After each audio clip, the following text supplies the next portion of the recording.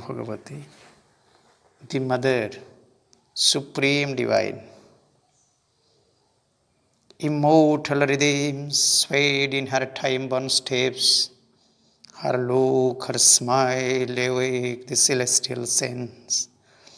Even in earth's stop and intense delight, she poured the supernal beauties on human lives. A deep of compassion, a fused sanctuary, her inward look unveiled a gate in heaven.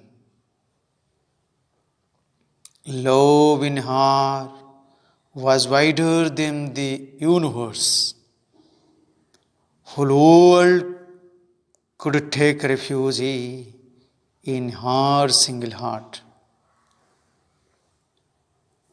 Sweet Mother, the Mother of all, is other name of supreme sacrifice. In the play of the divine, one and inseparable, in the Yajna, Purusha and Prakriti. The greatest sacrifice of the Divine Mother, out of which creation took form, and mysteriously it is advancing uninterruptedly towards self-fulfillment, towards perfection. Let us remember her, the Mother transcendental, the Mother universal, the Mother individual, her descent and withdrawal from the physical envelope. She is the perpetual Mother of all, from time immemorial. In the unending journey of consciousness, bearing the burden of creation, universal Mother of love, as a ray of consciousness came out as a life from inert matter, and with a multiplicity of life in the lovely play of matter and spirit, mind bloomed in the intermediary summit with man,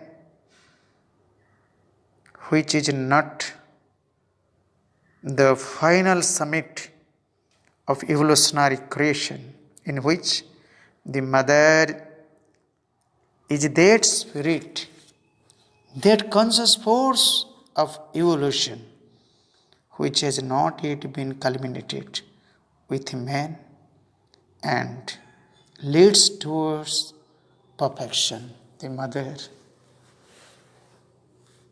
came to this earth again and again.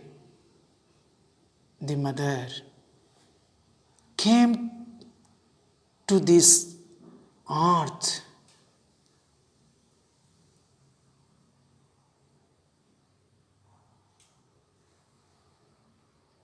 not only once, but unnumbered are coming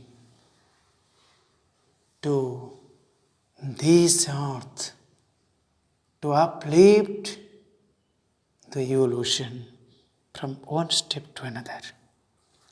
She is the Mother, both the ascending and descending force and consciousness, who took evolution from one step to another for the fulfillment of this secret purpose of the Creator, as He is the consciousness and force of the Supreme Divine. Let us quote Sri Aurobindo, the Mother, in chapter 6. The Mother not only governs all from above, but she descends into this lesser triple universe. Impersonally, all things here, even the moments of ignorance, are herself in veiled power and her creations in a diminished substance. her nature body and nature force, and they exist because moved by the mysterious thought of the Supreme to work out something that was there in the possibilities of the infinite. She has consented to the great sacrifice and has put on, like a mask, the soul and forms of the ignorance.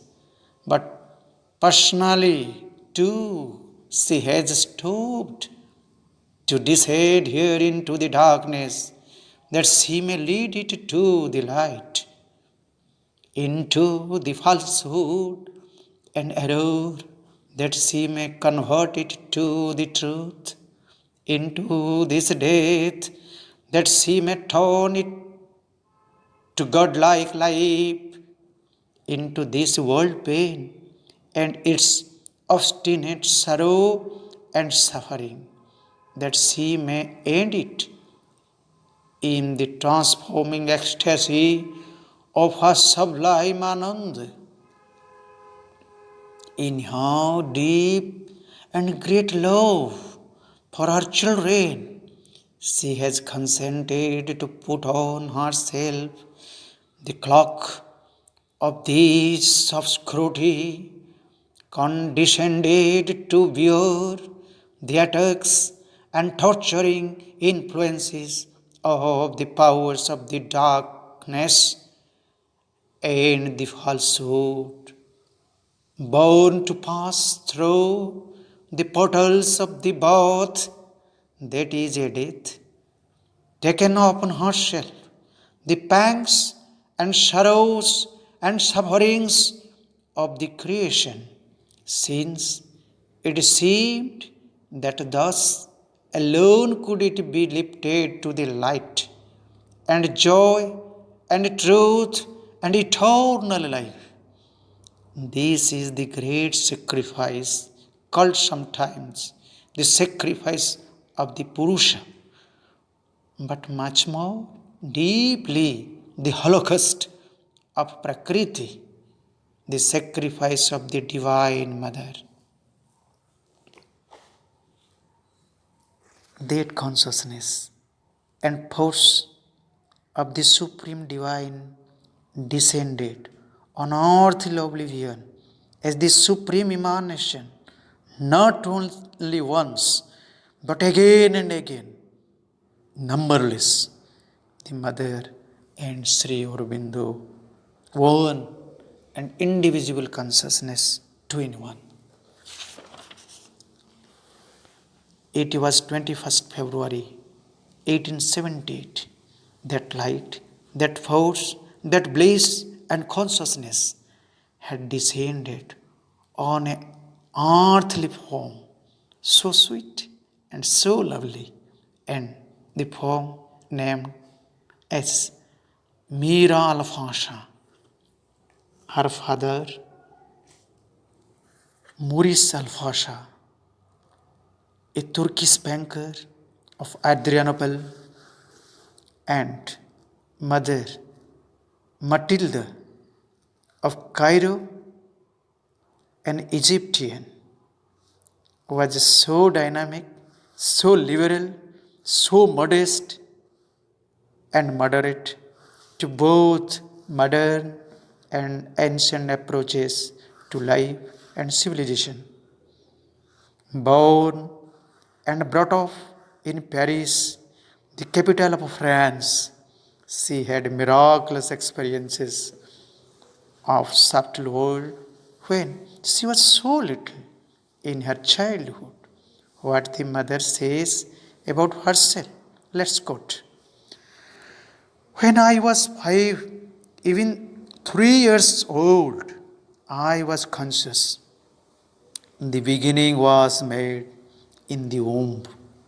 I started contempting on doing my yoga from the age of 4. There was a small chair for me on which I used to sit still and groused in my meditation.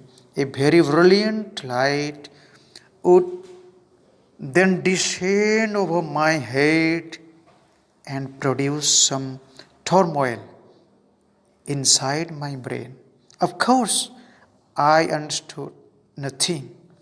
It was not the age for understanding, but gradually I began to feel I shall have to do some tremendously great work that nobody yet knows.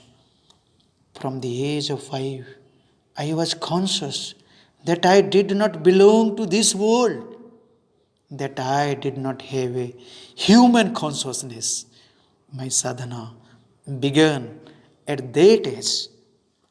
At this age, she began her spiritual discipline, her sadhana, but her mother, who was a rationalist, knew nothing about little Mira, what was happening in her mind. Her mother once asked Mira when she was in deep meditation on her small chair, "Why do you sit thus with a set face as if the whole world were pressing upon you?" And a quick answer came from Mira, "Yes, indeed.